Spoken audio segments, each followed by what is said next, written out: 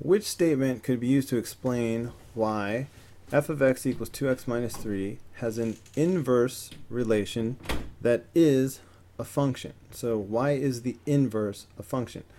Well, a quick review. We learned a long time ago how to tell if a graph is the graph of a function. We used to use the vertical line test to tell if the graph is a function. So we might say that this is a function because no matter where I draw a vertical line, it only hits one point at a time.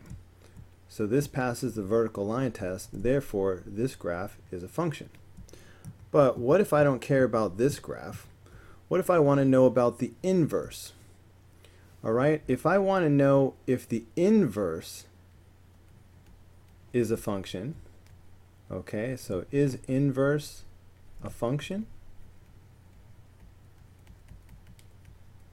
Question mark.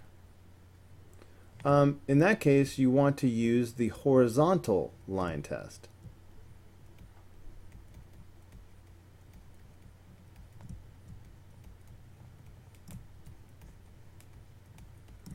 Okay, you might want to write this down.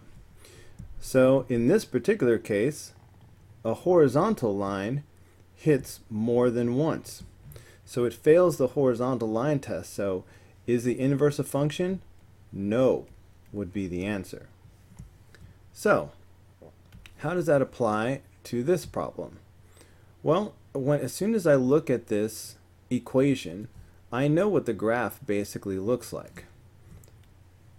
All right, y equals mx plus b. We are looking at the graph, we're looking at the equation of a line. All right, so I know this is a diagonal line. So then the question is, does a diagonal line pass the horizontal line test?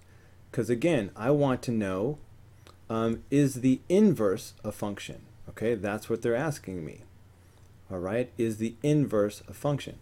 So, well, no matter where I draw a horizontal line, it only hits one point at a time. So yes, all right, the inverse relation is a function because it passes the horizontal line test. So now I'm going to look at the choices. If it says something about horizontal, passing the horizontal line test, that's going to be the answer. Otherwise, I'll look deeper. So just scanning down, the graph of the inverse of f of x passes the horizontal line test. Okay, that's not what it is, okay? That's not the answer, even though they mention the horizontal line test. This is the original function, okay? The original function has to pass the horizontal line test. Not the inverse function. The original function has to pass the horizontal line test. They're saying the inverse passes the horizontal line test. That's not it. It's a trick. It's a trap. All right, so let's throw that out. Okay, what else do they got? The graph of f of x passes the vertical line test.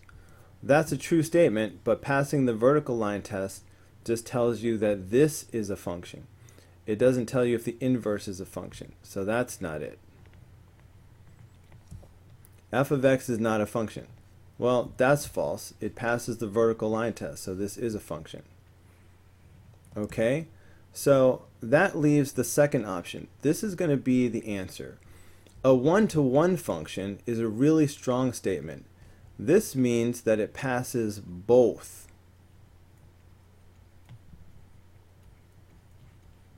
Okay, it passes both the horizontal line test and the vertical line test. And so look at this picture. It passes the vertical line test, right? Any vertical line only hits one point. But it also passes the horizontal line test. All right, any horizontal line only hits one point at a time. So because it passes both, then f of x is a one-to-one function. Okay, so because it passes both, then that means it's definitely the function and the inverse are both functions, right? The original function and the inverse are both functions because it passes the original vertical line test and the horizontal line test. So the answer is clearly the second one.